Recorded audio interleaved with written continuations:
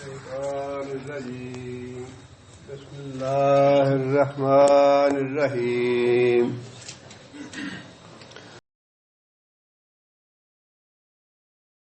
الذين وہ لوگ یتبعون جو اتباع کرتے ہیں الرسول النبی رسول نبی امی الذی یجدونہ وہ رسول جس کو وہ پاتے ہیں مکتوباً لکھا ہوا عندہم اپنے ہاں فی التورات تورات میں والانجیل اور انجیل میں.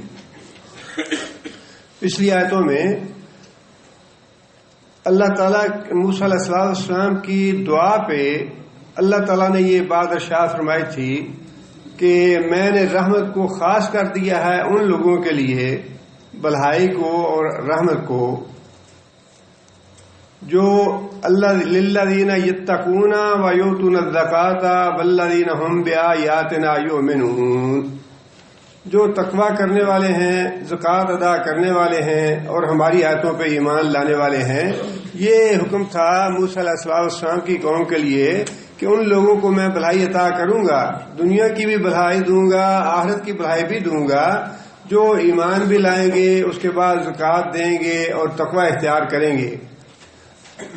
اب موسیٰ علیہ السلام اور بنی اسرائیل کے واقعات بیان کرتے ہوئے اللہ تعالیٰ نے اچانک رخ جو ہے وہ امت محمدیہ کی طرف بات کا کر دیا کہ یہ رحمت اس وقت تو ان کے لیے تھی جو موسیٰ علیہ السلام پہ ایمان لائے اور تقوی اختیار کیا اور زکوٰۃ ادا کی، لیکن آج یہ رحمت کس کے لیے ہے؟ اللہ تعالیٰ نے اس کی وضاحت بھی فرما دی کہ موسیٰ علیہ السلام کی دعا پہ ہم نے رحمت دی، انہیں ان کے لیے حسنہ دی، لیکن آج یہ رحمت کس کے لیے ہے؟ آج یہ رحمت اس کے لیے ہے کہ وہ لوگ جو اتباع کریں رسول کی، اس کی جو رسول بھی ہے، نبی بھی ہے، امی بھی ہے. الذی یجدونہ مکتوبا عندہم فی التورات، وہ نبی جس کے بارے میں تورات اور انجیل میں نشانیاں لکھی ہوئی ہیں، اس کی صفات بیان کی ہوئی ہیں. اس میں ایک بات تو یہ ہے کہ نبی صلی اللہ علیہ وسلم جو ہے وہ رسول بھی ہیں، نبی بھی ہیں. رسول کون ہوتا ہے؟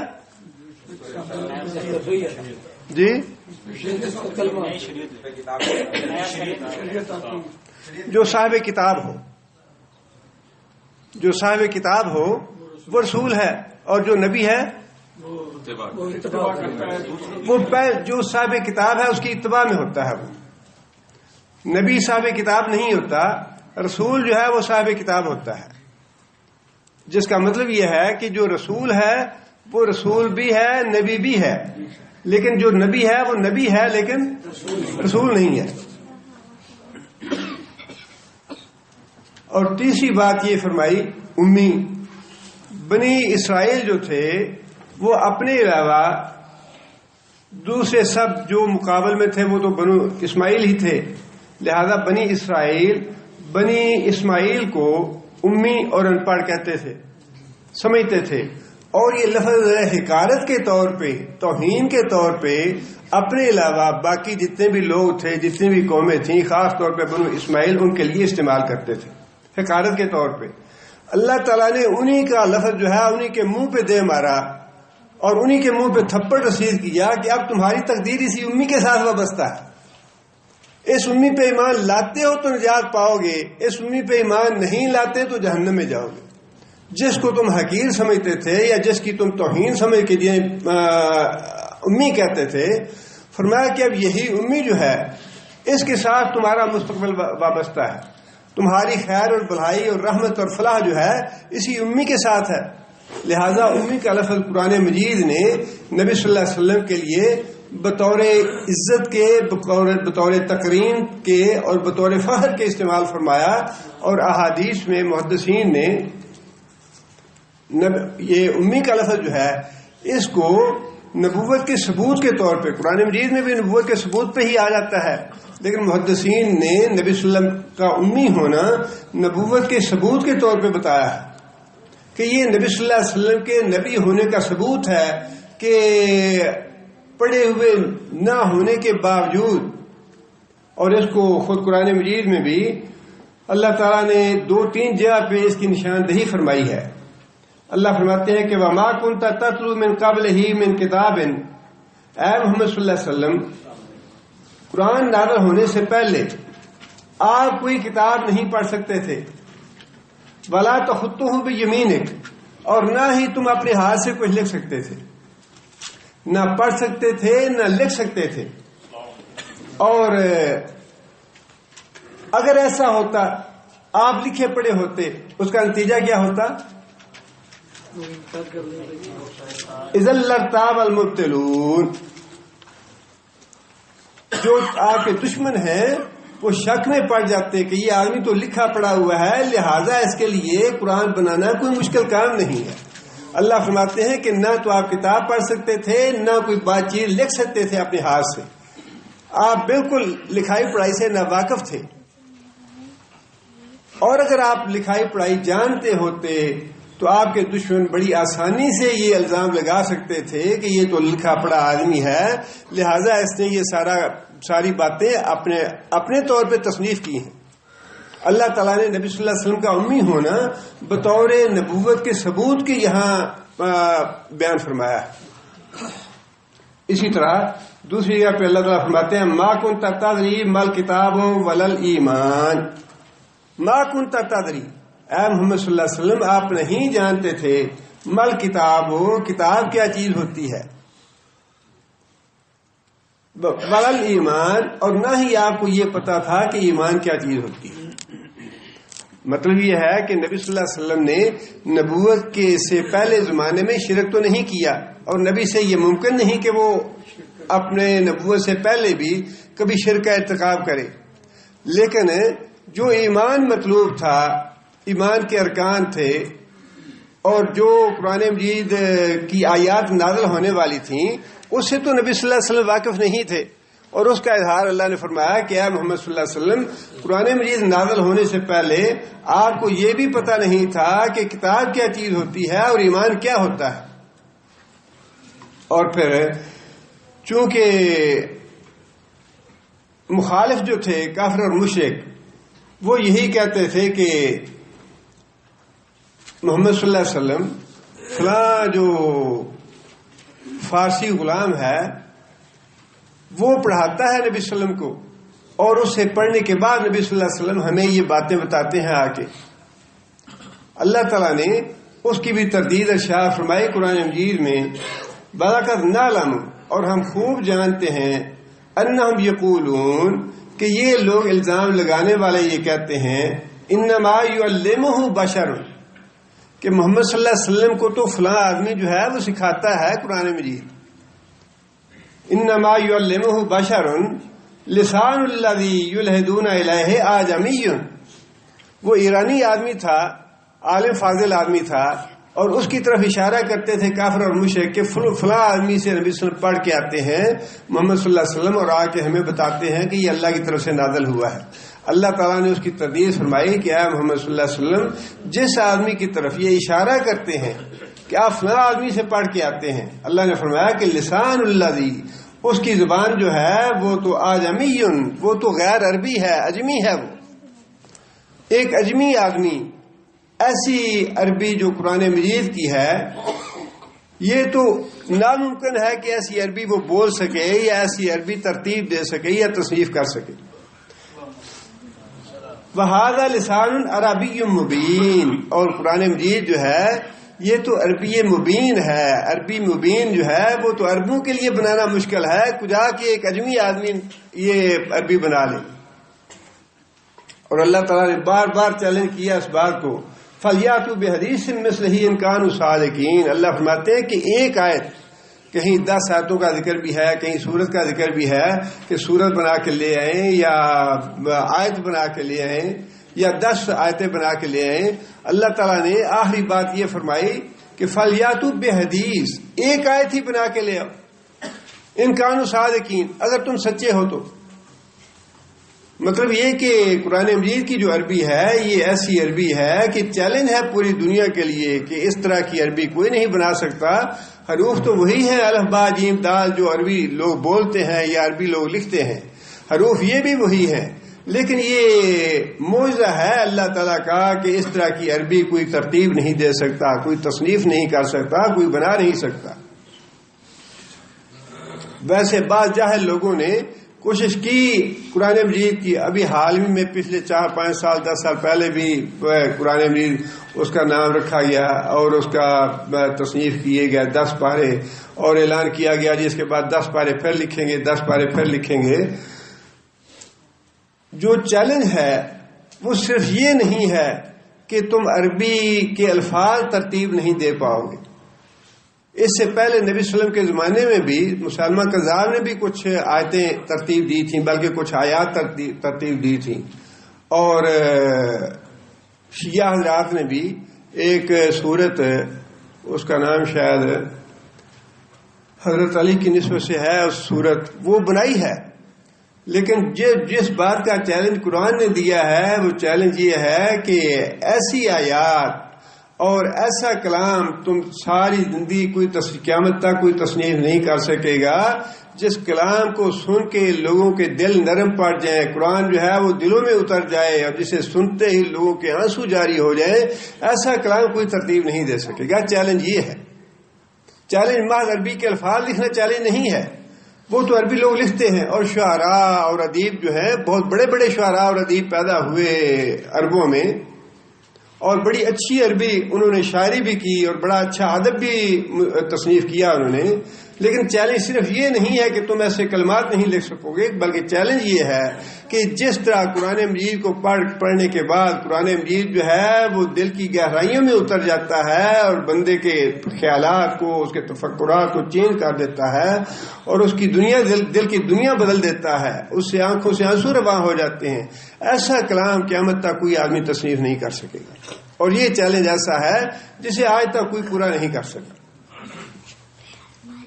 اس لیے اللہ تعالیٰ نے قرآن مجید میں امی کا لفظ جو ہے وہ نبوت کے ثبوت کے طور پہ استعمال فرمایا ہے، اور ایک فخر کے طور پہ کہ وہی امی جنہیں تم حقارت سے ان پڑھ اور جاہل کہتے تھے، آج وہی امی کا لفظ جو ہے نہ یہ کہ ثبوت ہے نبی صلی اللہ علیہ وسلم کی نبوت کا، بلکہ یہ باعث فخر اس لیے ہو گیا کہ جب تک اب تم اسی امی پہ ایمان نہیں لاتے تم نجات نہیں پا سکتے۔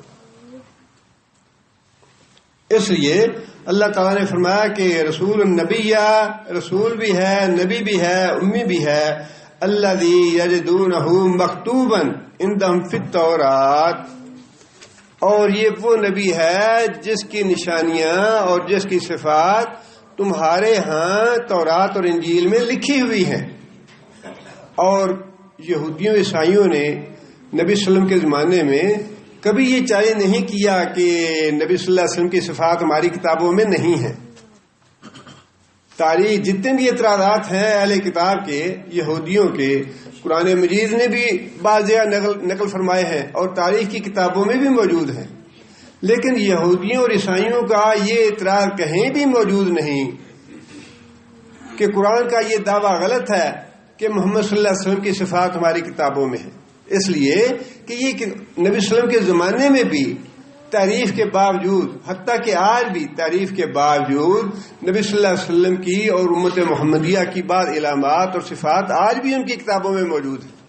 اس لیے یہ اس بات سے انکار نہیں کر سکتے کہ ہماری کتابوں میں نبی صلی اللہ علیہ وسلم کی صفات نہیں تھیں، اور جو صفات تورات میں بیان کی گئیں وہ اتنی واضح صفات تھیں کہ اس بات کا 1% بھی امکان نہیں تھا کہ انہیں اس بارے میں کوئی الجھن پیش آتی کہ واقعی یہ وہی ہے نبی یا کوئی اور ہے۔ اچھی طرح جانتے تھے، یعرفونہ کما یعرفون ابناءہم، یہ اس طرح نبی صلی اللہ علیہ وسلم کو اور قرآن کو پہچانتے ہیں جس طرح اپنے بیٹوں کو پہچانتے ہیں کہ یہ ہمارے ہی بیٹے ہیں، اتنا یقین تھا انہیں۔ حیی بن اخطب اور اس کا بھائی جو تھا، دونوں نبی صلی اللہ علیہ وسلم سے مل کے آئے۔ حضرت صفیہ ام المومنین، حضرت صفیہ رضی اللہ تعالیٰ عنہا حیی بن اخطب کی بیٹی تھیں، یہودی سردار کی، اور ابھی نبی صلی اللہ علیہ وسلم سے نکاح نہیں ہوا تھا۔ وہ کہتی ہیں کہ یہ دونوں میرے باپ بھی اور میرا چچا بھی نبی صلی اللہ علیہ وسلم سے مل کے آئے، اور آ کے گھر میں انہوں نے باتیں کی، اور کہنے لگے کہ تمہارا کیا خیال ہے کہ یہ واقعی نبی ہے؟ چچا نے کہا کہ ہاں یہ واقعی وہی نبی ہے جس کی نشانیاں ہماری کتابوں میں موجود ہیں۔ تو اس نے کہا کہ اچھا پھر کیا خیال ہے، ایمان لانا چاہیے یا نہیں؟ تو کہنے لگا اللہ کی قسم جب تک زندہ ہوں عداوت ہی عداوت رکھوں گا، ایمان نہیں لاؤں گا۔ جس کا مطلب یہ ہے کہ پہچانتے تھے، انہیں معلوم تھا، یقین تھا اس بات کا کہ واقعی محمد صلی اللہ علیہ وسلم اللہ کے نبی ہیں، اور جو علامتیں لکھی تھیں ان میں یہاں تک لکھا ہے کہ نبی صلی اللہ علیہ وسلم کا اسم مبارک جو ہے محمد بن عبداللہ ہوگا، مکہ میں پیدا ہوں گے اور ان کے ہجرت کی جگہ طیبہ ہوگی۔ یہ تینوں باتیں وضاحت کے ساتھ لکھی ہیں۔ محمد بن عبداللہ نام ہے، مکہ میں پیدائش ہے، اور پھر طیبہ میں ہجرت کی جگہ ہوگی ان کی۔ پھر یہ بھی لکھا ہے کہ نبی صلی اللہ علیہ وسلم ترش مزاج نہیں ہوں گے، نرم مزاج والے ہوں گے، جس کی خاص طور پہ قرآن مجید میں بھی اللہ تعالیٰ نے نشاندہی فرمائی، لو کنت فظا غلیظ القلب لانفضوا من حولک۔ اے محمد صلی اللہ علیہ وسلم آپ اگر سخت طبیعت والے ہوتے، لانفضوا من حولک، تو یہ تمہارے گرد جتنے بھی ساتھی اکٹھے ہوئے ہیں تو پہ ایمان لائے ہیں، یہ سارے بھاگ جاتے۔ دین کی دعوت کے معاملے میں جتنا مؤثر اسلوب اور طریقہ نرمی والا ہے، سختی والا اسلوب جو ہے وہ مؤثر نہیں ہے، اس سے نفرت پیدا ہوتی ہے، اس سے دوری پیدا ہوتی ہے۔ دین کی دعوت کے معاملے میں جتنی بھی انصاف، پھر نبی صلی اللہ علیہ وسلم کا اشعار مبارک ہے کہ نرمی جو ہے وہ چیز میں زینت پیدا کرتی ہے، سختی چیز میں عیب پیدا کر دیتی ہے۔ آپ ایک بات کو نرمی سے کہیں، سلیقے سے کہیں، وہ اثر کرے گی، اسی بات کو آپ سختی سے اور ڈانٹ کے کہیں تو اس کا رد عمل ہوگا۔ یہ خاص جو علامت تھی یہ تورات اور انجیل میں موجود تھی کہ محمد صلی اللہ علیہ وسلم نرم مزاج والے ہوں گے اور نرم گفتگو فرمائیں گے، بے شرمی اور بے حیائی سے کوسوں دور ہوں گے۔ اور نبی صلی اللہ علیہ وسلم کے بارے میں صحابہ کرام یہ بتاتے ہیں کہ نبی صلی اللہ علیہ وسلم کمواری عورتوں سے بھی زیادہ شرم و حیا والے تھے، کمواری عورتوں سے بھی زیادہ شرم و حیا والے تھے۔ جب نبوت سے پہلے بیت اللہ شریف کی تعمیر ہو رہی تھی تو نبی صلی اللہ علیہ وسلم کو اینٹیں وغیرہ ڈھونے میں یہ بھی نبی صلی اللہ علیہ وسلم بھی شریک رہے۔ نبی صلی اللہ علیہ وسلم کو شاید حضرت عباس نے یا کسی نے کہا کہ اینٹیں ڈالنے کے لیے اپنا تہمد اتار لیجیے۔ تہمد اتارنے سے پہلے ہی نبی صلی اللہ علیہ وسلم بے ہوش ہو گئے، اتنی شرم و حیا تھی کہ تہمد اتارنا جو ہے یہ کتنا گراں تھا نبی صلی اللہ علیہ وسلم کے لیے۔ اور اس کے علاوہ فرمایا کہ امت کی جو علامتیں ہیں، فرمایا کہ ان کی امت نبی صلی اللہ علیہ وسلم کی حمادین ہوگی۔ حماد کا معنی بہت زیادہ تعریف کرنے والا، اللہ کا شکر اور اللہ کی حمد و ثنا کرنے والی ہوگی امت۔ اور فرمایا کہ امت جو ہے اس کو یہ تعلیم دی جائے گی جب بلندی پہ چڑھو تو اللہ اکبر کہو۔ یہ ساری حدیثیں موجود ہیں نبی صلی اللہ علیہ وسلم کی، حالانکہ یہ حدیثیں اس وقت موجود نہیں تھیں جب یہ علامتیں لکھی یا اللہ تعالیٰ نے بتائیں تورات اور انجیل میں، اس وقت تو یہ حدیث نہیں تھی۔ اور فرمایا کہ نبی صلی اللہ علیہ وسلم کی امت جو ہے وقت پہ نماز ادا کرے گی۔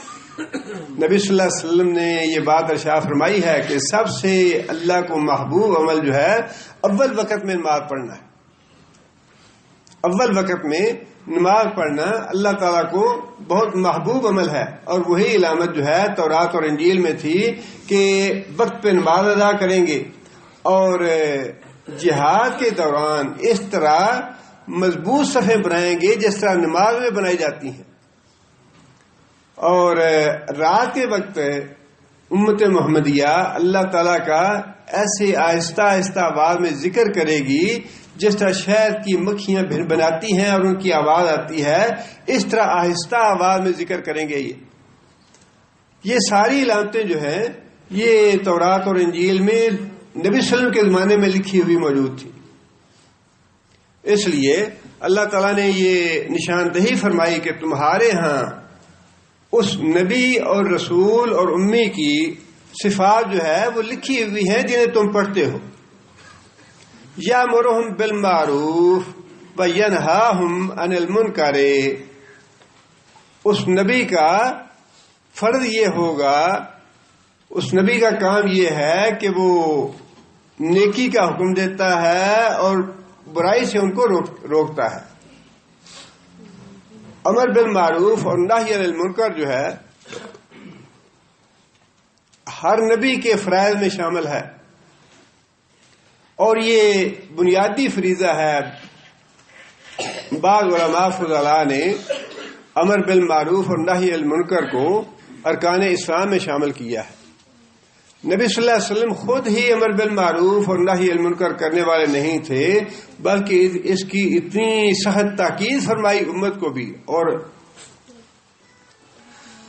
جو صحیح معنوں میں اسلامی انقلاب کا تصور ہے وہ یہی ہے کہ انسان اپنے اپنے دائرہ کار میں امر بالمعروف اور نہی عن المنکر کا فریضہ ادا کرے. اگر یہ ہر آدمی اپنی ذمہ داری محسوس کرتے ہوئے فرض ادا کرنا شروع کر دے تو انقلاب از خود آئے گا معاشرے میں. نبی صلی اللہ علیہ وسلم کے زمانے میں یا نبی صلی اللہ علیہ وسلم کی تعلیمات سے جو انقلاب اور تبدیلی واقعہ ہوئی وہ اسی طرح واقعہ ہوئی کہ نبی صلی اللہ علیہ وسلم نے پہلے خود اس پہ عمل فرمایا کہ لوگوں کو نیکی کی تعلیم دی، برائی سے روکا، اور پھر امت کو بھی اس بات کا حکم دیا. فرمایا کہ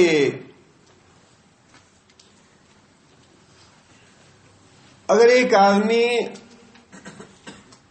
کو اللہ تعالیٰ نے یہ اختیار دیا ہے اور اس کو قدرت دی ہے کہ وہ امر بالمعروف اور نہی عن المنکر کرے اور وہ اپنا فرض ادا نہ کرے تو اس پہ اللہ تعالیٰ کا عذاب آئے گا، خواہ فرد ہو یا پوری قوم ہو. اگر کسی قوم کے افراد ایسے ہیں یا حکومت ایسی ہے جس کو یہ قوت اور طاقت حاصل ہے کہ وہ اپنے معاشرے میں اپنے ملک میں امر بالمعروف اور نہی عن المنکر کا کام کرے اور وہ نہیں کرتی تو اللہ کا عذاب نازل ہوگا اس پہ.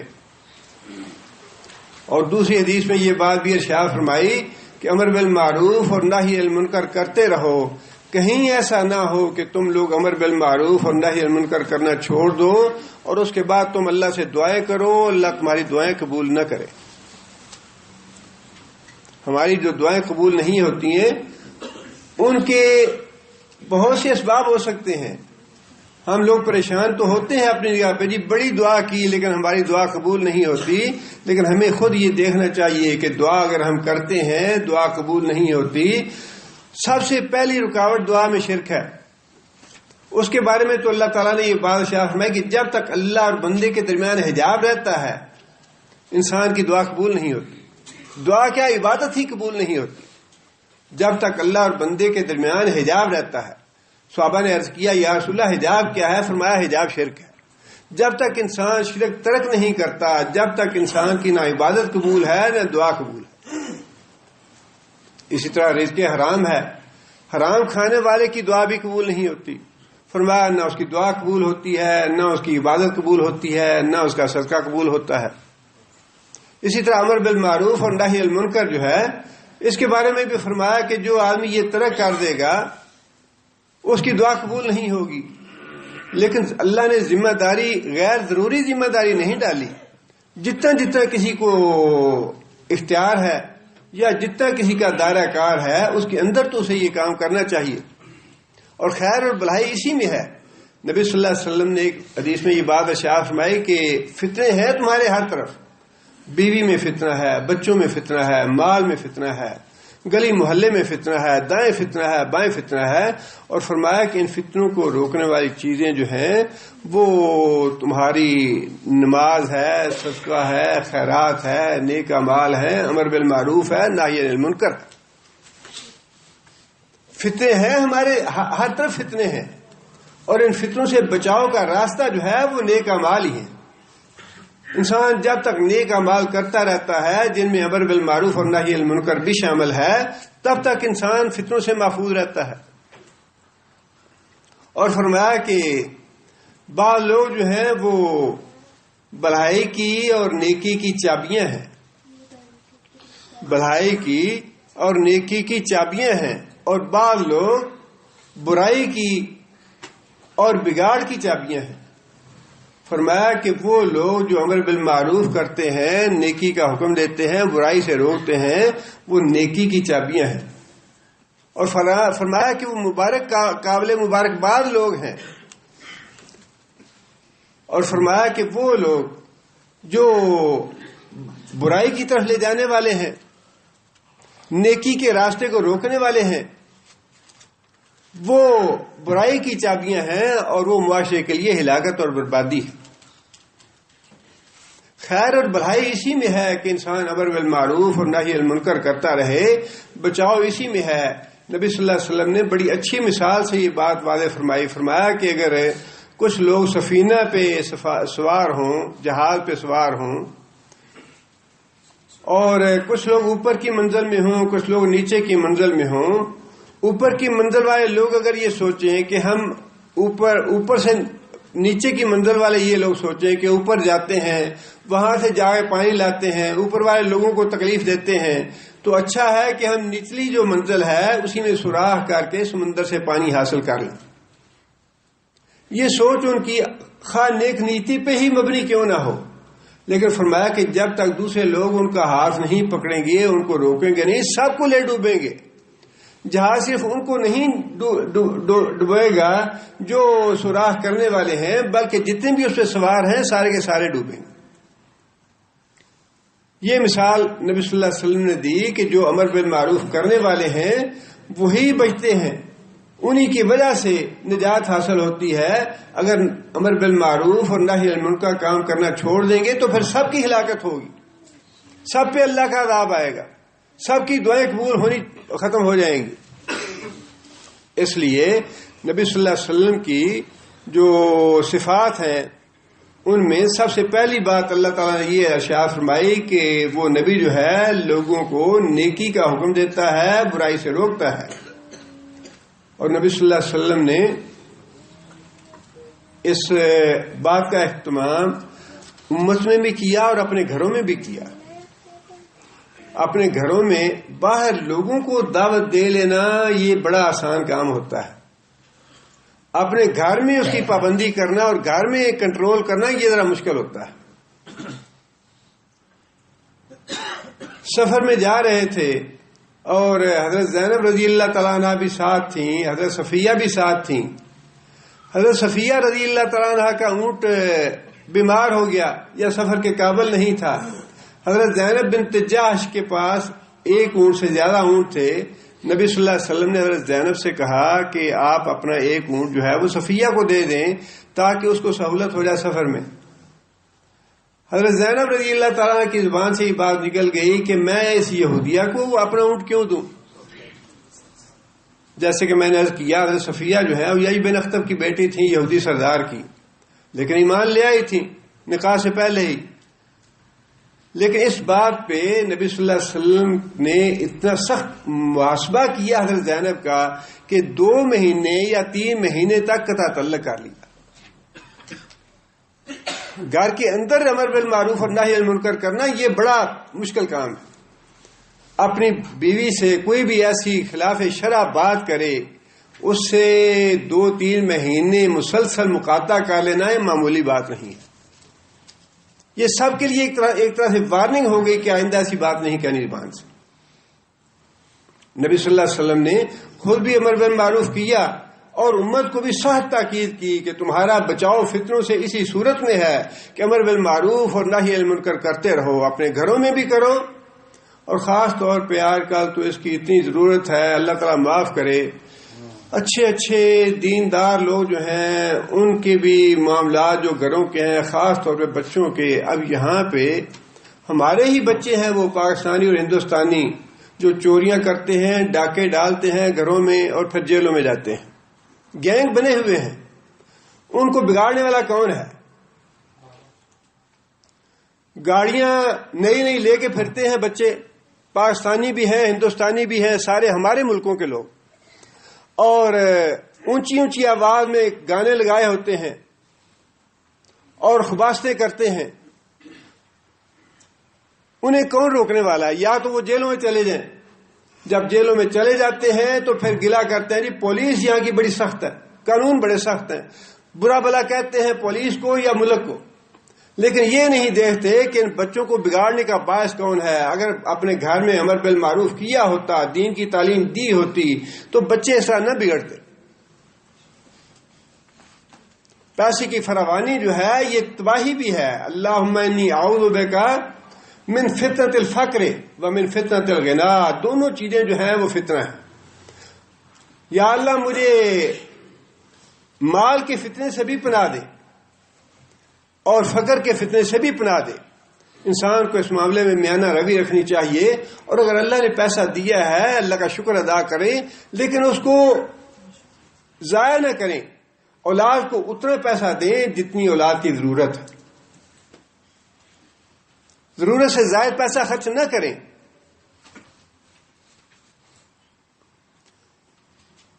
اور اسی طرح اپنے گھروں کے علاوہ اپنے دائیں بائیں بھی اگر کوئی دوست احباب میں سے کوئی غلط راستے پہ ہے یا کوئی برائی کے راستے پہ ہے، نظر انداز نہیں کرنا چاہیے، بتانا چاہیے مسرت کے ساتھ اور حکمت کے ساتھ. نیکی کی تعلیم دینی چاہیے، اسی میں خیر اور بھلائی ہے. نیکی کی کنجیاں ہیں، خیر اور بھلائی کی کنجیاں بننے کی کوشش کریں. آگے فرمایا کہ یحل لہم الطیبات، اور نبی کا دوسرا کام یہ ہے کہ پاکیزہ چیزوں کو تمہارے لیے حلال کرتا ہے. اور یہ خطاب ہے بنی اسرائیل کو کہ تم نے جو اپنے اوپر الخود حلال چیزیں حرام کر رکھی تھیں، حلال جانوروں کی چربی اپنے لیے حرام کر رکھی تھی، یا بعض دوسری چیزیں جو حضرت یعقوب علیہ السلام نے کسی بیماری کی وجہ سے ترک کر رکھی تھی، ان کو اپنے اوپر حرام کر لیا. فرمایا کہ اللہ کا نبی جو ہے وہ حلال اور پاکیزہ چیزوں کو تمہارے لیے حلال کرتا ہے.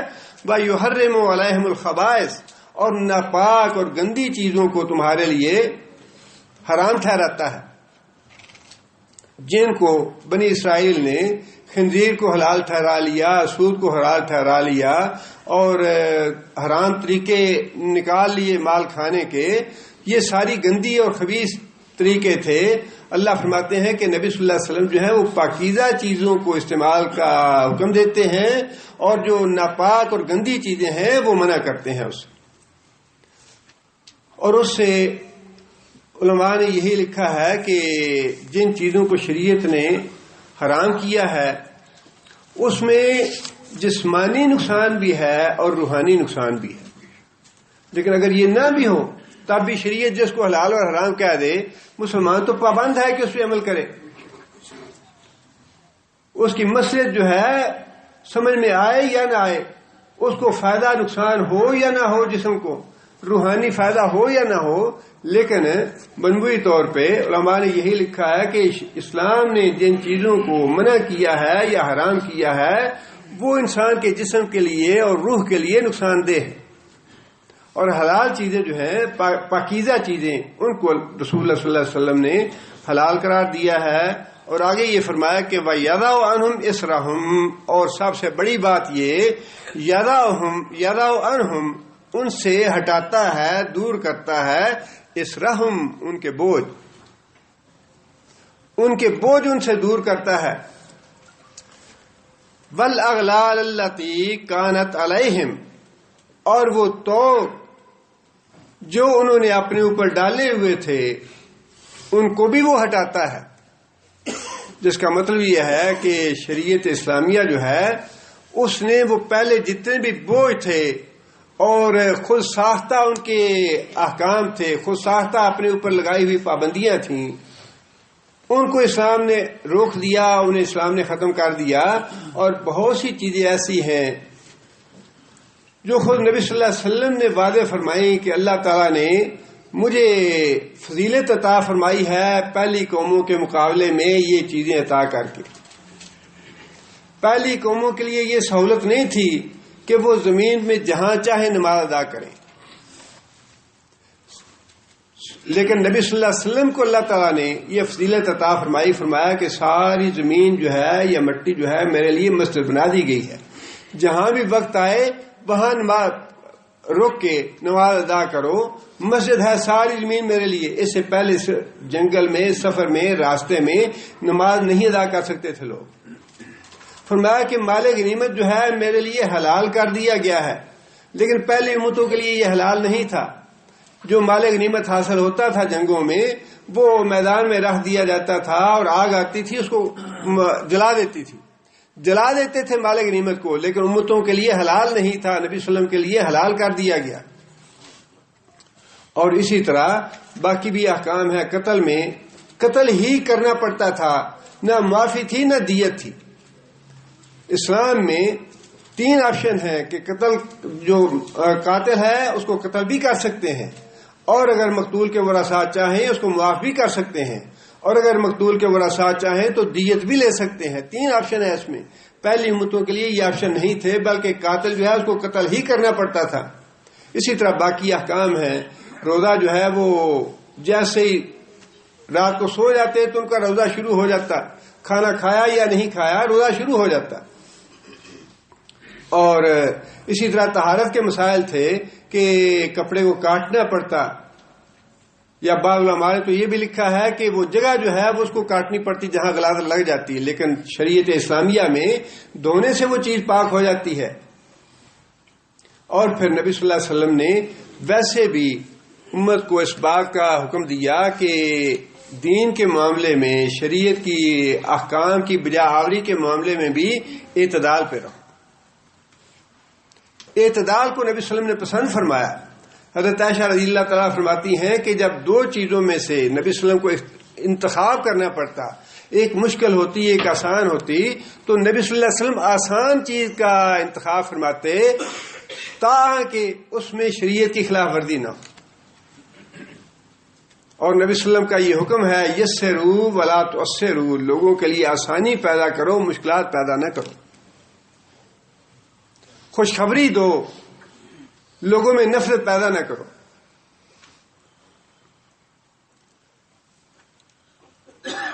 آدمی، کچھ لوگ ایک جگہ اکٹھے تھے اور آدمی کو پنکھا وغیرہ کر رہے تھے، ہوا دے رہے تھے، آدمی بے ہوش تھا۔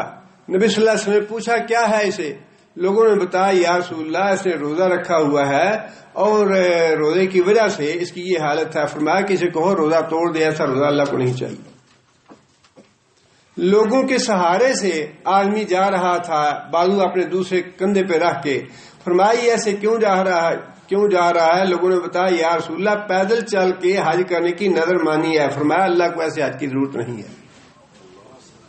گھر میں گئے، نبی صلی اللہ علیہ وسلم نے دیکھا کہ چھت کے ساتھ رسی لٹکی ہوئی ہے۔ پوچھا یہ کیوں لٹکی ہوئی ہے؟ خاتون نے بتایا یا رسول اللہ جب مجھے نیند آنے لگتی ہے تو میں اپنا سر باندھ لیتی ہوں تاکہ میں عبادت کرتی رہوں، اپنا ذکر اذکار کرتی رہوں، مجھے نیند نہ آئے۔ فرمایا ایسی بات کی اللہ کو ضرورت نہیں ہے، اتار دو اسے۔ فرمایا کہ جب تک تمہاری رغبت رہے قرآن مجید میں قرآن پڑھو، جب محسوس کرو کہ طبیعت میں بوجھل پن ہے قرآن پڑھنا چھوڑ دو۔ اعتدال ہے شریعت میں، انتہا نہیں ہے، سختی نہیں ہے۔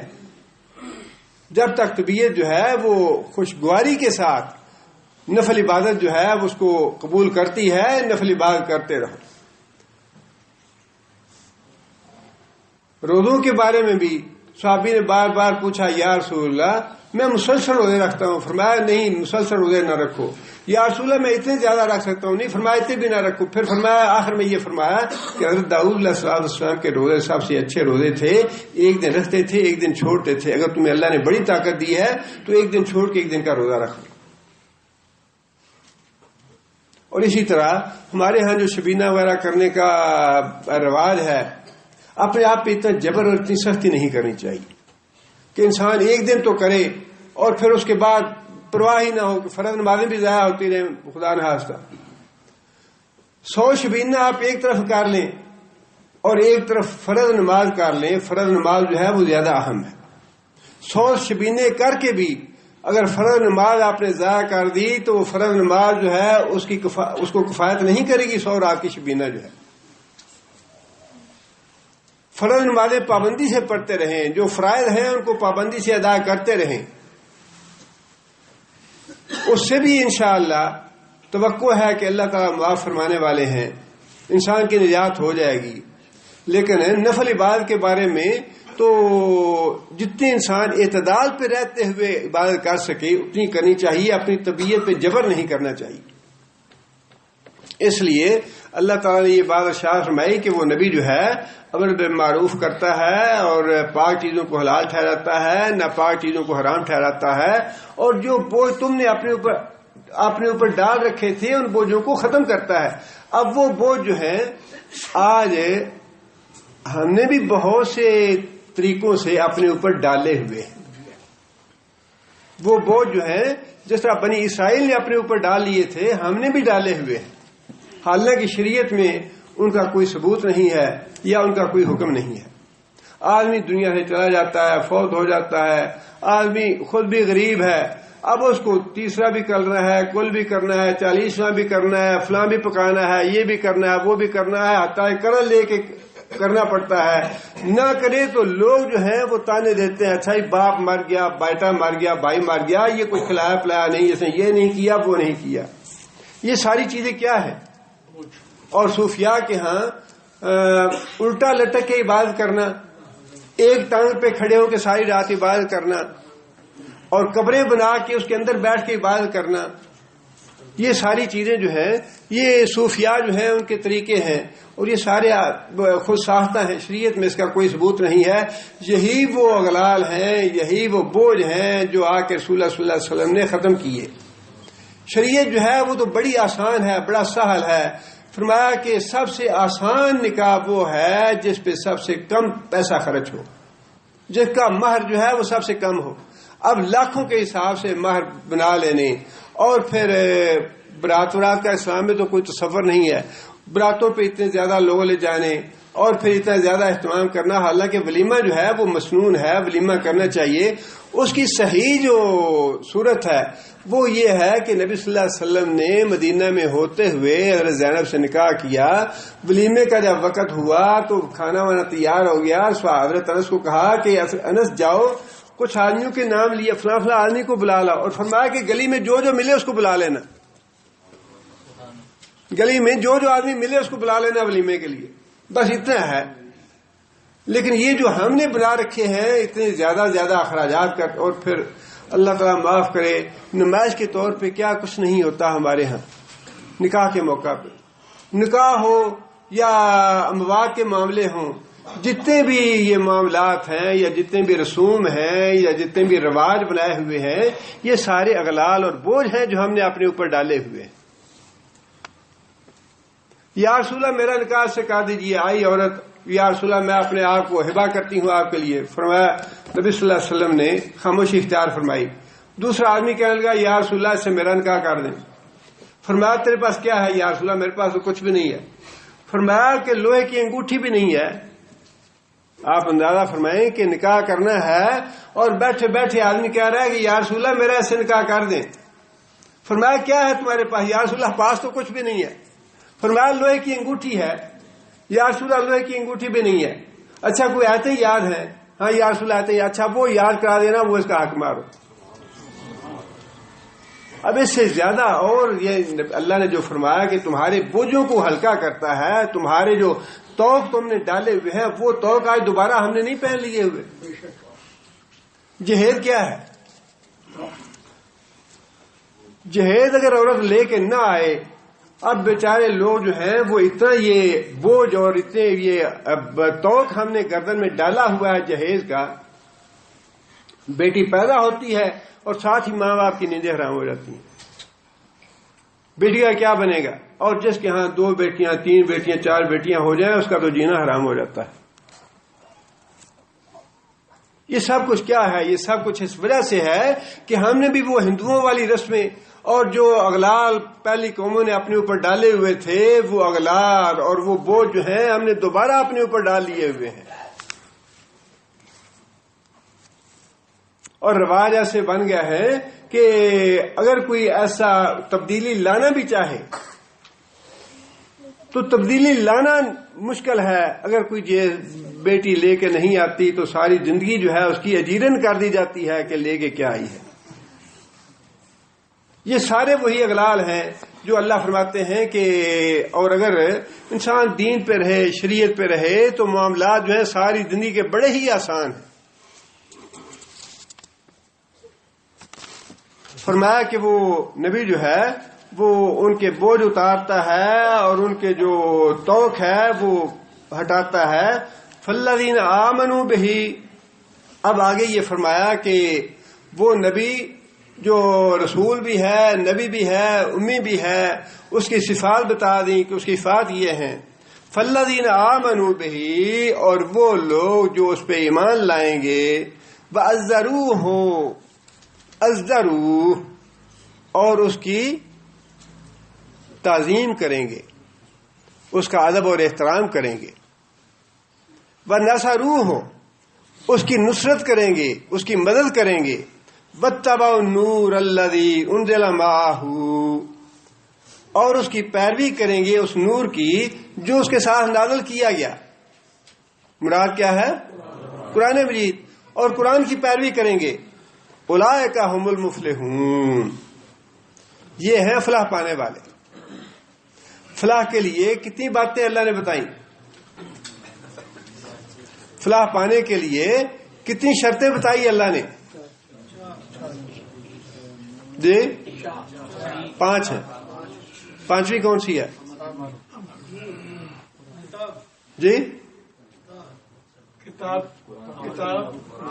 ان کی نصرت کرنا، ان کی بات کو ماننا، اور قرآن پیمنٹ کرنا. اور آیت کی ابتدا کہاں سے ہوئی ہے؟ آیت کی ابتدا کیسے ہوئی ہے؟ یتبعون الرسول. آیت کی ابتدا ہوئی ہے یتبعون الرسول سے. 5 چیزیں ہیں انسان کے فلاح کے لیے. پہلی چیز ہے آمنو، ایمان لایا جائے محمد صلی اللہ علیہ وسلم پہ. دوسری چیز ہے وَعَذَّرُوهُ، ادب اور احترام کیا جائے، تعظیم کی جائے نبی صلی اللہ علیہ وسلم کی. تیسری چیز ہے نَصَرُوهُ، نبی صلی اللہ علیہ وسلم کی نصرت کی جائے. وَاتَّبَعُوا النُّورَ، قرآن کی اتباع کی جائے. اور 5ویں جیسے ابتدا ہوئی ہے شاید کی کہ رسول کی اتباع کی جائے. 5 چیزیں ہیں انسان کی فلاح کے لیے.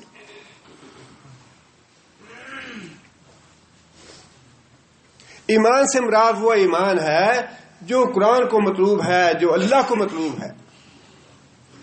محمد صلی اللہ علیہ وسلم پہ وہ ایمان جو اللہ کو مطلوب ہے. اور اس میں 2 باتیں بڑی اہم ہیں. ایک بات تو یہ کہ محمد صلی اللہ علیہ وسلم اللہ کا رسول ہیں، اور دوسری بات یہ کہ وہ بندے ہیں اللہ کے، بشر ہیں. نبی صلی اللہ علیہ وسلم کا رسول ہونا، بشر ہونا، ان دونوں پہ ایمان لانا ضروری ہے. ان میں سے اگر ایک بات پہ ایمان لائیں گے، دوسرے پہ ایمان نہیں لائیں گے تو ایمان کامل نہیں ہے، نامکمل ہے ایمان. اشہد ان محمدن عبدہ و رسولہ، وہ اللہ کے بندے بشر ہیں، ان کے ماں باپ ہیں، ان کی اولاد ہے، ان کی بیویاں ہیں. انہیں دکھ پہنچتا ہے، رنج پہنچتا ہے، نیند آتی ہے، جاگتے ہیں، بشری تقاضے سارے موجود ہیں محمد صلی اللہ علیہ وسلم میں.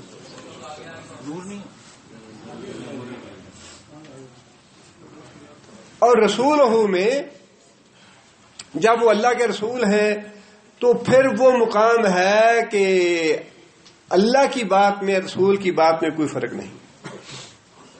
جب وہ رسول ہیں تو پھر نبی صلی اللہ علیہ وسلم کا مقام یہ ہے کہ اللہ کی بات میں اور رسول اللہ صلی اللہ علیہ وسلم کی بات میں کوئی فرق نہیں ہے. من اطاعنی فدخل الجنہ، جس نے میری اطاعت کی وہ جنت میں داخل ہوگا، اور جس نے میری نافرمانی کی، اس نے میرا انکار کیا، وہ جہنم میں جائے گا. جس نے رسول اللہ صلی اللہ علیہ وسلم کو راضی کیا اس نے اللہ کو راضی کیا، جس نے نبی صلی اللہ علیہ وسلم کو ناراض کیا اس نے اللہ کو ناراض کیا. جب وہ رسول ہیں تو پھر اللہ کی بات میں اور نبی صلی اللہ علیہ وسلم کی بات میں کوئی فرق نہیں. اور جب وہ بندے ہیں، بشر ہیں، تو پھر وہ باپ بھی ہیں، بیٹے بھی ہیں، شوہر بھی ہیں اور ان میں بشری تقاضے سارے موجود ہیں.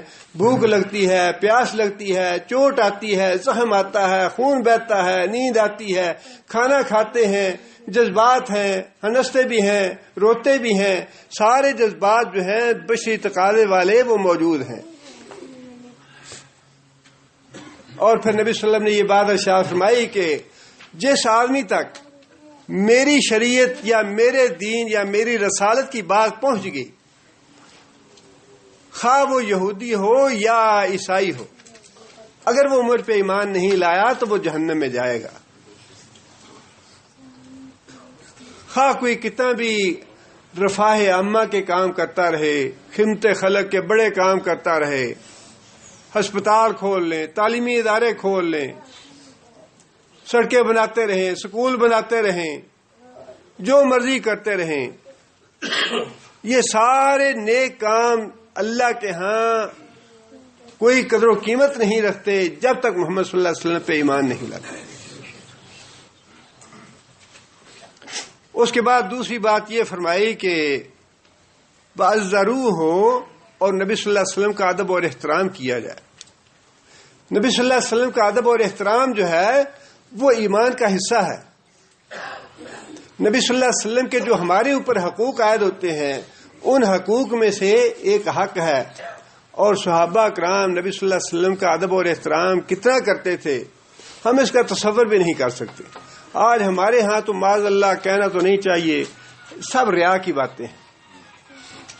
ہم جو کچھ کرتے ہیں نا یہ آنکھوں کو چوم کے آنکھوں لگاتے ہیں اور یہ سارا کچھ کرتے ہیں, اور کھڑے ہو کے ہاتھ باندھ کے یا رسول اللہ, یہ ساری چیزیں اللہ تعالیٰ معاف کرے. اصل ادب اور احترام سیکھنا ہے تو صحابہ کرام سے سیکھیں. حضرت عثمان رضی اللہ تعالیٰ عنہ نے صحابی سے پوچھا کہ بھائی تمہاری عمر کتنی ہے, تم بڑے ہو یا نبی صلی اللہ علیہ وسلم بڑے ہیں؟ تم بڑے ہو یا نبی صلی اللہ علیہ وسلم بڑے ہیں؟ صحابی کہنے لگا پیدا تو میں پہلے ہوا تھا, بڑے نبی صلی اللہ علیہ وسلم. پیدا تو میں پہلے ہوا تھا لیکن بڑے نبی صلی اللہ علیہ وسلم ہیں. قرآن مجید کی آیت نازل ہوئی لا ترفعوا اصواتکم فوق صوت النبی. اے ایمان والو, نبی صلی اللہ علیہ وسلم کی آواز سے تمہاری آواز اونچی نہیں ہونی چاہیے. حضرت ثابت بن قیس جو تھے وہ یہ آیت سن کے گھر بیٹھ گیا. آواز بھاری تھی, آواز موٹی تھی, کئی دن مسجد نہیں گئے. نبی صلی اللہ علیہ وسلم کو محسوس ہوا تو پوچھا کہ ثابت کہاں ہے؟ صحابی کہنے لگے یا رسول اللہ ہے تو یہیں, نظر آتا ہے مدینے میں لیکن مسجد میں نظر نہیں آتا. فرمایا کہ پتہ کرو کیا بات ہے. صحابی گیا, جا کے گھر پتہ کیا تو کہنے لگے کہ اللہ تعالیٰ نے آیت نازل فرمائی ہے کہ اپنی آواز کو نبی صلی اللہ علیہ وسلم کی آواز سے اونچی نہ کرو, اور میری آواز تو نبی صلی اللہ علیہ وسلم سے اونچی ہے, میں تو جہنمی ہو گیا, میں تو جہنم میں چلا جاؤں گا. میری آواز نبی صلی اللہ علیہ وسلم کی آواز سے اونچی ہو جاتی ہے. قدرتی طور پہ آواز اونچی تھی. صحابی نے آگے بتایا نبی صلی اللہ علیہ وسلم کو کہ یا رسول اللہ وہ تو اس وجہ سے نہیں آ رہا. نبی صلی اللہ علیہ وسلم نے فرمایا کہ وہ تو جنتیوں میں سے ہے. لیکن ادب اور احترام کا حال یہ ہے کہ جب یہ آیت نازل ہوئی تو نبی صلی اللہ علیہ وسلم کے سامنے آنا چھوڑ دیا. حضرت ابوبکر صدیق اور حضرت عمر رضی اللہ تعالیٰ کے درمیان آپس میں کسی بات پہ اختلاف ہو گیا نبی صلی اللہ علیہ وسلم کی موجودگی میں, اور نبی صلی اللہ علیہ وسلم کو چپ کرانا پڑا. اور اس کے بعد یہ آیت نازل ہوئی. آیت نازل ہونے کے بعد صحابہ کہتے ہیں کہ حضرت عمر رضی اللہ تعالیٰ عنہ اور حضرت ابوبکر صدیق رضی اللہ تعالیٰ عنہ نبی صلی اللہ علیہ وسلم کے پاس بیٹھ کے اتنی پست آواز کے ساتھ بات کرتے تھے کہ بعض اوقات نبی صلی اللہ علیہ وسلم کو پوچھنا پڑتا تھا کہ کیا کہا تم نے.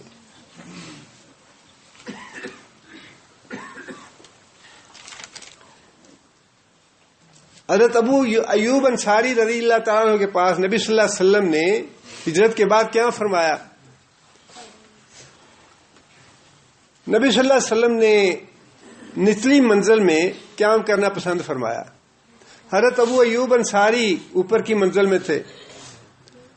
حضرت ابو ایوب نے عرض کیا یا رسول اللہ میری طبیعت گوارا نہیں کرتی کہ آپ نچلی منزل پہ ہوں اور میں اوپر کی منزل پہ رہوں، آپ اوپر کی منزل میں تشریف لے آئیں. نبی صلی اللہ علیہ وسلم نے فرمایا کہ مجھے ملاقاتیوں سے ملنے میں نچلی منزل میں سہولت ہے، لہذا میں یہ پسند کروں گا کہ نچلی منزل پہ رہوں. حضرت ابو ایوب انصاری کہتے ہیں کہ ایک رات میری بیوی سے پانی والا گھڑا جو ہے وہ ٹوٹ گیا. سردی کا موسم تھا اور ہمارے پاس اوپر لینے کے لیے کمبل ایک ہی تھا. جب گھڑا ٹوٹا تو میری بیوی نے وہ کمبل جو ہے فوراً پانی پہ ڈالنا شروع کر دیا تاکہ پانی کا کوئی قطرہ نیچے نبی صلی اللہ علیہ وسلم پہ نہ گرے اور نبی صلی اللہ علیہ وسلم کو زحمت نہ ہو، نبی صلی اللہ علیہ وسلم کو تکلیف نہ ہو. پانی جو ہے وہ سارے کا سارا کمبل سے صاف کیا اور اس کے بعد پھر حضرت ابو ایوب انصاری رضی اللہ تعالیٰ عنہ نے آ کے دوبارہ عرض کی یا رسول اللہ میں تو کسی صورت بھی اب اوپر کی منزل میں نہیں رہوں گا، آپ اوپر تشریف لے جائیں، میں نیچے کی منزل میں آتا ہوں. جب نبی صلی اللہ علیہ وسلم کو واقعے کا پتہ چلا تو پھر نبی صلی اللہ علیہ وسلم اوپر کی منزل میں تشریف لے گئے اور حضرت ابو ایوب انصاری نیچے کی منزل میں آ گئے. یہ ادب اور احترام تھا کہ ویسے قیام جو ہے وہ بھی نبی صلی اللہ علیہ وسلم کی ذات سے اوپر جو ہے وہ ناپسند تھا، نبی صلی اللہ علیہ وسلم کے ادب اور احترام کے خلاف تھا. حضرت ابو دجانہ رضی اللہ تعالیٰ عنہ غزوہ احد میں نبی صلی اللہ علیہ وسلم نے تلوار صحابہ کے سامنے رکھی کہ بھائی کون یہ تلوار لیتا ہے. سارے صحابہ بڑے آگے، یا رسول اللہ مجھے دیں. نبی صلی اللہ علیہ وسلم نے دوبارہ یہ بات ارشاد فرمائی کہ کون آدمی اس کا حق ادا کرتا ہے. سب پیچھے ہٹ گئے. حضرت ابو دجانہ رضی اللہ تعالیٰ آگے بڑے، یا رسول اللہ میں اس کا حق ادا کروں گا. حضرت ابو دجانہ نے وہ تلوار لے لی نبی صلی اللہ علیہ وسلم سے اور غزوہ احد میں بہت سے مشرکوں کو قتل کیا اس سے. حضرت ابو دجانہ کہتے ہیں کہ میں نے ایک آدمی کو تلوار سے کاٹنے کے لیے تلوار کو اوپر کیا تو اس نے شور ڈالنا شروع کر دیا اور مجھے محسوس یہ ہوا کہ یہ تو عورت کی آواز ہے، اور واقعی وہ عورت تھی. میں نے نبی صلی اللہ علیہ وسلم کی تلوار کے ادب اور احترام کے طور پہ اس پہ حملہ نہیں کیا کہ نبی صلی اللہ علیہ وسلم کی تلوار سے میں عورت کو قتل نہیں کروں. حضرت ام حبیبہ رضی اللہ تعالیٰ عنہا ام المومنین ہے. صلح حدیبیہ کی شرائط ختم کرانے کے لیے ابو سفیان آئے مکہ سے. ابھی وہ مشرک تھے، ایمان نہیں لائے تھے. ام حبیبہ رضی اللہ تعالیٰ عنہا کے گھر آئے کہ میں جا کے پہلے اپنی بیٹی سے بات کروں کہ بیٹی جو ہے وہ نبی صلی اللہ علیہ وسلم سے میری سفارش کر دے. سفارش کروانے کے لیے پہلے بیٹی کے گھر میں آئے. جب گھر میں آئے اور بستر پہ بیٹھنے لگے ابو سفیان تو ام حبیبہ رضی اللہ تعالیٰ عنہ نے فوراً بستر سمیٹ لیا. ابو سفیان کہنے لگے کہ بیٹی کیا بات ہے، کیا میں اس بستر کے لائق نہیں ہوں یا یہ بستر میرے لائق نہیں ہے؟ بیٹی کہنے لگی ابا جی آپ مشرک ہیں، آپ اس بستر کے لائق نہیں. یہ محمد صلی اللہ علیہ وسلم کا بستر ہے اور آپ نجس ہیں، ناپاک ہیں. بیٹی ہے وہ باپ ہے، لیکن صاف منہ پہ کہہ دیا کہ آپ نجس ہیں، آپ مشرک ہیں، اور یہ بستر نبی صلی اللہ علیہ وسلم کا ہے، آپ اس کے لائق نہیں ہیں. یہ اس بستر کا ادب اور احترام ہے کہ کوئی مشرک یا کافر آدمی جو ہے اس بستر پہ نہ بیٹھے. جو بات ابو سفیان کرنا چاہتے تھے پیغام مل گیا کہ یہ بیٹی میری وفادار نہیں، یہ تو محمد صلی اللہ علیہ وسلم کی وفادار جس پہ ایمان لائی.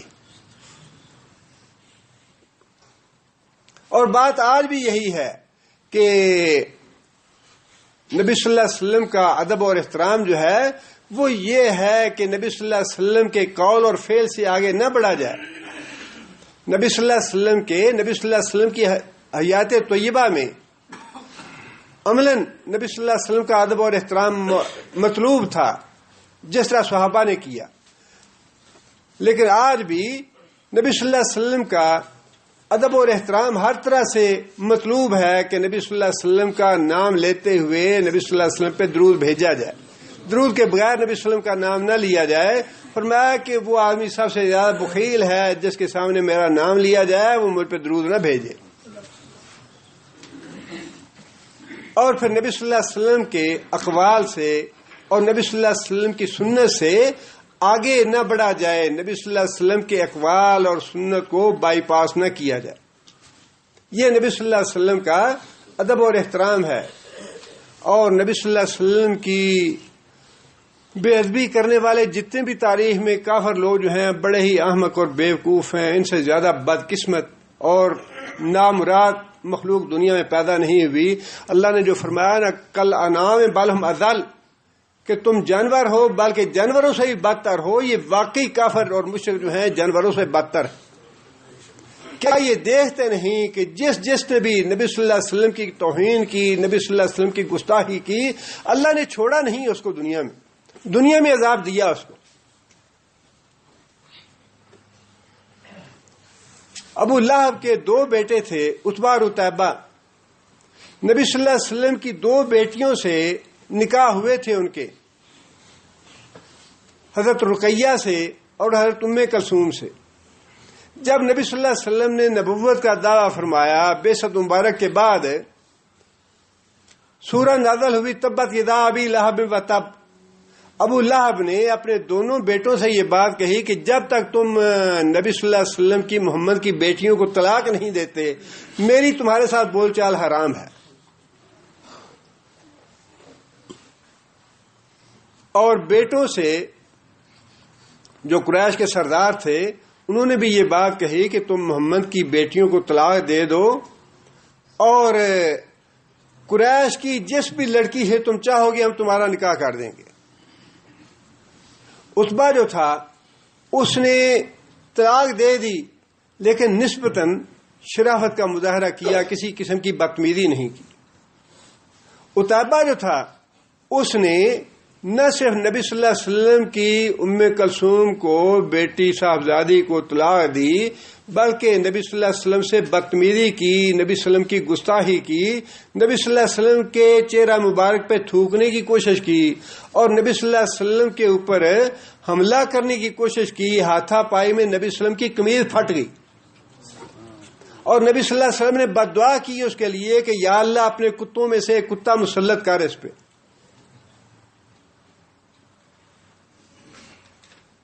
چنانچہ وہی عتیبہ تجارت کے لیے شام کے سفر پہ گیا، راستے میں رات آ گئی، پڑاؤ ڈالا گیا اور باپ نے کہا کہ مجھے ڈر لگتا ہے کہ میرے بیٹے کو محمد نے بد دعا دی ہے، کہیں میرے بیٹے پہ وہ بد دعا پوری نہ ہو جائے، اس کی پوری طرح حفاظت کرو۔ بیٹے کو باقاعدہ گھیرا ڈال کے، باقی لوگ جو ہیں وہ گھیرا ڈال کے سارے اس کے گرد سوئے اور اس کی چارپائی وسط میں رکھی گئی تاکہ اس پہ کوئی حملہ نہ کرے۔ لیکن عتیبہ کو بھی اس بات کا خوف تھا، دہشت طاری تھی اس پہ بھی، کہنے لگا کہ میری ماں کی ہلاکت ہو، محمد تو مکے میں ہے، میں شام میں ہوں، لیکن مجھے ڈر ہے کہ کوئی کتا آ کے مجھے کھا نہ جائے۔ محمد صلی اللہ علیہ وسلم نے بد دعا کی ہے میرے لیے۔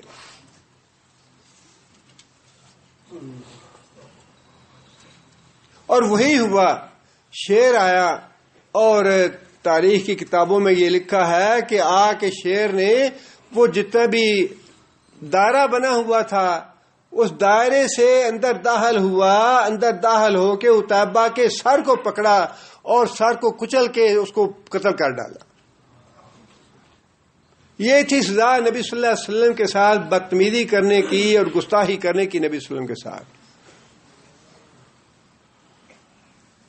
اور یہ معاملہ صرف نبی صلی اللہ علیہ وسلم کے زمانے تک نہیں ہے، قیامت تک جو بھی بدتمیزی کرے گا، جو بھی گستاخی کرے گا، اس سے اللہ انتقام لے گا۔ انا کفیناک المستہزئین، اللہ نے فرمایا کہ میں نبی صلی اللہ علیہ وسلم کا استہزاء کرنے والوں کے لیے سے انتقام لینے کے لیے کافی ہوں۔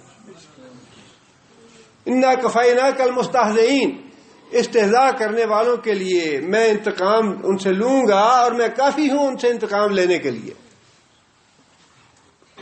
نبی صلی اللہ علیہ وسلم کے زمانے کا ہی دوسرا واقعہ ہے کہ ایک آدمی ایمان لایا پہلے اور نبی صلی اللہ علیہ وسلم سے سورہ آل عمران پڑھی اور اس کے بعد وہ مرتد ہو گیا، دوبارہ عیسائی ہو گیا، اور اس نے نبی صلی اللہ علیہ وسلم کا مذاق اڑایا، کہنے لگا کہ نبی صلی اللہ علیہ وسلم کو تو کچھ پتہ ہی نہیں ہے، میں جو کچھ بتاتا تھا نبی صلی اللہ علیہ وسلم کو، میں قرآن کی باتیں یا عربی کی باتیں میں جو بتاتا تھا وہی قرآن بنا کے لوگوں کو بتا دیتے تھے۔ استہزاء کیا نبی صلی اللہ علیہ وسلم کا۔ اللہ تعالیٰ مہلت تو دیتے ہیں اور یہ اللہ تعالیٰ کی تدبیر ہے، اللہ تعالیٰ کی اپنی حکمت ہے، لیکن اللہ تعالیٰ نے جو قانون اور ضابطہ بنا دیا ہے، انا کفیناک المستہزئین، کہ استہزاء کرنے والوں سے میں انتقام لے کے رہوں گا اور میں کافی ہوں انتقام لینے کے لیے، وہ ضابطہ اور قانون تو سب کے لیے ہے، خواہ آج کوئی فرانس کرے یا جرمنی کرے یا سارا یورپ اکٹھا ہوتا ہے ہو جائے، جو بھی کرنا چاہتے ہیں۔ اللہ نے بار بار قرآن میں یہ بات ارشاد فرمائی کہ پیغمبروں نے کھلے علل اعلان یہ بات کہی کہ جو سازش میرے خلاف کرنا چاہتے ہو کر دیکھو، جو مکر کرنا چاہتے ہو، جو تدبیر کرنا چاہتے ہو کر دیکھو، اور مجھے مہلت بھی نہ دو، اور پھر دیکھو کہ کامیاب تم ہوتے ہو یا میں ہوتا ہوں۔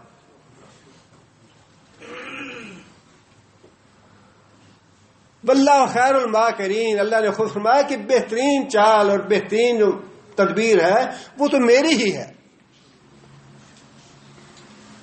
اپنی دولت پہ، اپنے سرمایہ پہ، اپنی حکومتوں پہ جتنا بھی تکبر ہے، جتنا بھی غرور ہے، جو بھی کرنا چاہتے ہیں کر دیکھیں، دنیا میں بھی اس کی سزا ہے اور آخرت میں بھی اس کی سزا ہے۔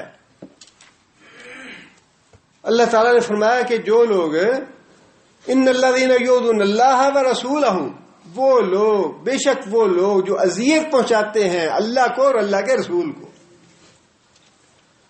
وہ لوگ جو اذیت پہنچاتے ہیں، دکھ دیتے ہیں اللہ کو اور اللہ کے رسول کو، لعنہم اللہ، اللہ کی لعنت ہے ان پہ، فی الدنیا والآخرہ، یہ سارے ملعون ہیں، خواہ اس میں فرانس ہے یا جرمنی ہے، برطانیہ ہے، واللہ جو بھی رسول اللہ صلی اللہ علیہ وسلم کی گستاخی اور بے ادبی کر رہا ہے سب پہ اللہ کی لعنت ہے، اس دنیا میں بھی اور آخرت میں بھی، اللہ نہیں چھوڑے گا انہیں۔ اللہ کا قانون اور ضابطہ جو ہے وہ تو اللہ کے جو رسول تھے، رسول کی بیوی کے لیے بھی ضابطہ ہے، رسول کے باپ کے لیے بھی ضابطہ ہے، رسول کے بیٹے کے لیے بھی وہی ضابطہ ہے۔ نوح کا بیٹا ایمان نہیں لایا وہ غرق ہوتا ہے، ابراہیم کا باپ ایمان نہیں لائے گا وہ جہنم میں جائے گا، لوط علیہ السلام کی بیوی نہیں ایمان لائے گی وہ جہنم میں جائے گی۔ وہ تو انبیاء تھے جن کے رشتہ دار تھے، یہ کون ہے جو رسول اللہ صلی اللہ علیہ وسلم کا نام لے کے گستاخی کرے؟ کیسے چھوڑے گا اللہ انہیں؟ لعنت ہے ان پہ دنیا میں بھی اور آخرت میں بھی، عذاب عظیم ہے آخرت میں بھی اور دنیا میں بھی انشاءاللہ۔ لعنہم اللہ، اللہ کی لعنت ہے ان کے لیے، فی الدنیا والآخرہ، وأعد لهم عذابا علیما، اور ان کے لیے اللہ تعالیٰ نے دردناک عذاب مہیا کر رکھا ہے، عذاب مہینہ، رسوا کن عذاب اللہ نے مہیا کر رکھا ہے۔ اب مسلمانوں کے لیے تو یہ ممکن نہیں ہے ان کا جواب دینے کے لیے ان کے نبی کا استہزاء کریں۔ ہمارے تو ایمان کا حصہ ہے، حضرت عیسیٰ ہمارے لیے ویسے ہی ہے جیسے محمد صلی اللہ علیہ وسلم ہے۔ ہمیں تو اللہ کے رسول نے منع کر دیا، محمد صلی اللہ علیہ وسلم نے خود منع کر دیا کہ مجھے کسی دوسرے پہ اس طرح فوقیت نہ دو کہ دوسرے کی توہین ہو جائے۔ ہمارے لیے موسیٰ علیہ السلام بھی ویسے ہی ہے جیسے نبی صلی اللہ علیہ وسلم قابل احترام ہے، ہم ویسا ہی ادب اور احترام کرتے ہیں سارے انبیاء کا۔ لا نفرق بین احد من رسلہ، ادب اور احترام کرنے میں، ایمان لانے میں، ان کی عزت کرنے میں، ان کی تعظیم کرنے میں ہم کسی کے درمیان فرق نہیں کرتے۔ ہم تو اس طرح جواب نہیں دے سکتے ان کا، اس کا تصور بھی نہیں کر سکتے، لیکن جو کچھ وہ کر رہے ہیں لعنہم اللہ، یہ تو ضرور ہم کہیں گے کہ اللہ کی لعنت ہے ان پہ، اور اللہ سزا دے گا دنیا میں بھی اور آخرت میں بھی، اور ان کے لیے رسوا کن عذاب ہے قیامت کے دن۔ اللہ نے رسوا کن عذاب تیار کر رکھا ہے، اور مہلت تو اللہ کافروں کو دیتا ہے۔ ابو جہل کو بھی مہلت دی اللہ نے، 14-15 سال تک مہلت دی اللہ نے، لیکن اللہ نے جو لعنت کرنی تھی وہ لعنت کی اللہ نے، دنیا میں بھی اور آخرت میں بھی۔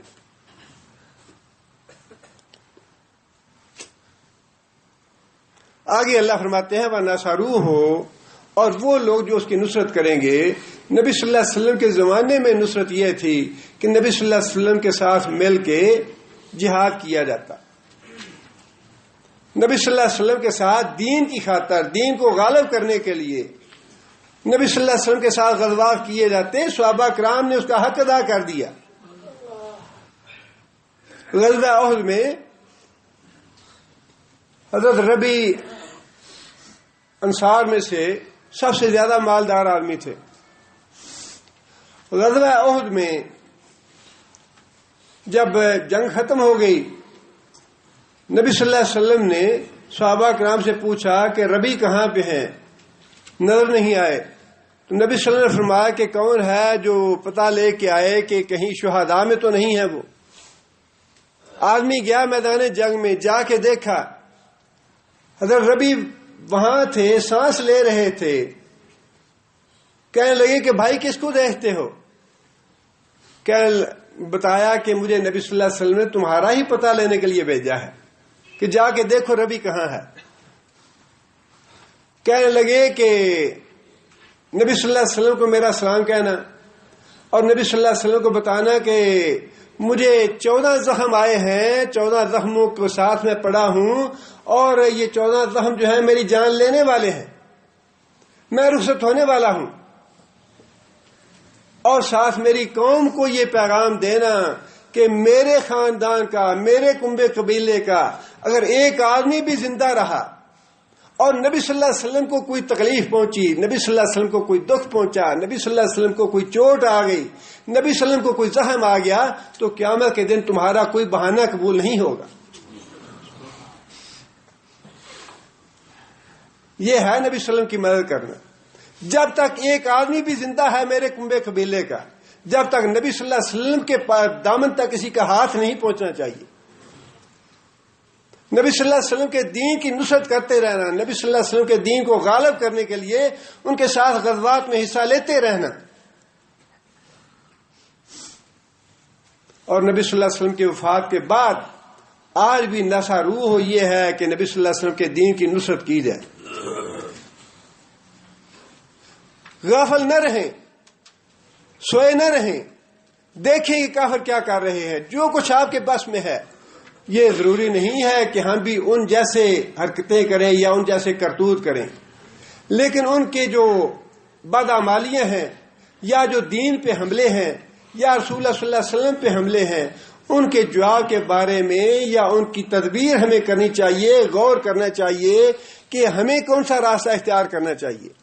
تکلیف یہ ہے کافروں اور مشرکوں کو کہ آج سے 10-15 سال پہلے چند ہزار کی تعداد میں تھے مسلمان فرانس میں، اور آج ان کی تعداد کتنی ہے؟ آج لاکھوں کی تعداد ہے فرانس میں، لاکھوں کی تعداد۔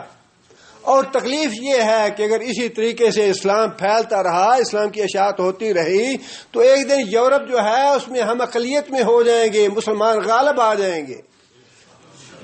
لہذا تدبیر ایسی کرنی چاہیے کہ مسلمانوں کا یورپ میں آنا رک جائے، اور یہاں سے جو آئے ہوئے مسلمان ہیں ان کو نکالا جائے یہاں سے۔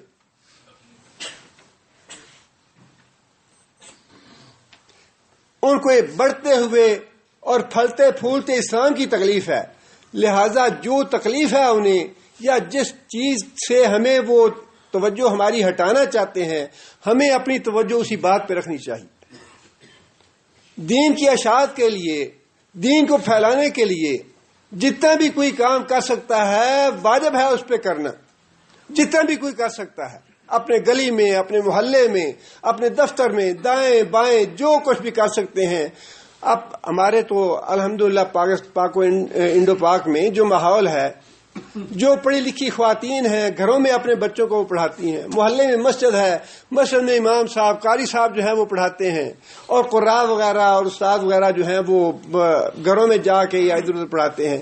دین کی اشاعت کے لیے جتنا بھی علم ہے، جتنی بھی استطاعت ہے، جتنی بھی، اگر اور کچھ نہیں ہے، اللہ نے یہاں آنے کے بعد وسائل تو دیے ہیں، پیسہ تو دیا ہے، اگر آپ خود وہ نہیں کام کر سکتے تو جو ادارے کر رہے ہیں انہیں سپورٹ کریں، نصرو ہو، اللہ کے محمد صلی اللہ علیہ وسلم کے دین کی نصرت کریں۔ آج بھی اتنا ہی مطلوب ہے جتنا نبی صلی اللہ علیہ وسلم کے زمانے میں مطلوب تھا کہ نبی صلی اللہ علیہ وسلم کے دین کی نصرت کی جائے، نبی صلی اللہ علیہ وسلم کا دین پھیلایا جائے۔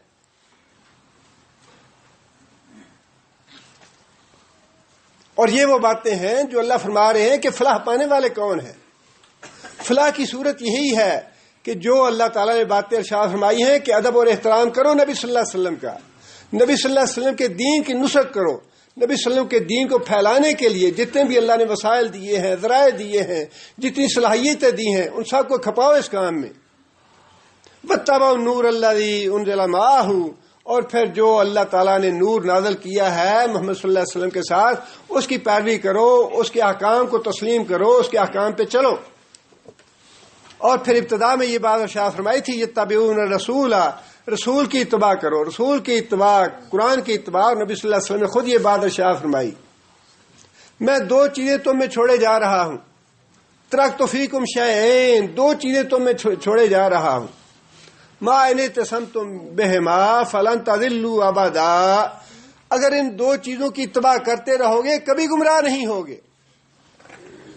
اور قرآن ہے، دوسری میری سنت ہے۔ قرآن کی اتباع، نبی صلی اللہ علیہ وسلم کی سنت کی اتباع، نبی صلی اللہ علیہ وسلم کا ادب اور احترام کرنا، اور نبی صلی اللہ علیہ وسلم کی نصرت فرمانا ان کے دین کی، اور ایمان لانا۔ سب سے پہلی بات یہ 5 چیزیں اللہ نے فرمائی کہ یہ ان 5 چیزوں پہ عمل کرو گے تو تمہارے لیے رحمت بھی لکھی جائے گی۔ پہلے وہ رحمت جو تھی موسیٰ علیہ السلام کی دعا کے نتیجے میں بنی اسرائیل کے لیے لکھی ہم نے، ان لوگوں کے لیے جو ایمان لانے والے، تقویٰ کرنے والے، زکوٰۃ دینے والے ہیں۔ اور آج وہ رحمت ان لوگوں کے لیے ہے جو ایمان لاتے ہیں اللہ اور اللہ کے رسول پہ، محمد صلی اللہ علیہ وسلم پہ، اور پیروی کرتے ہیں قرآن کی، پیروی کرتے ہیں سنت رسول کی، اور نبی صلی اللہ علیہ وسلم کا ادب اور احترام کرتے ہیں، اور نبی صلی اللہ علیہ وسلم کے دین کی نصرت کرتے ہیں۔ اللہ تعالیٰ سے دعا ہے کہ اللہ تعالیٰ ہمیں عمل کی توفیق بھی عطا فرمائے۔ سبحان ربک رب العزت عما یصفون۔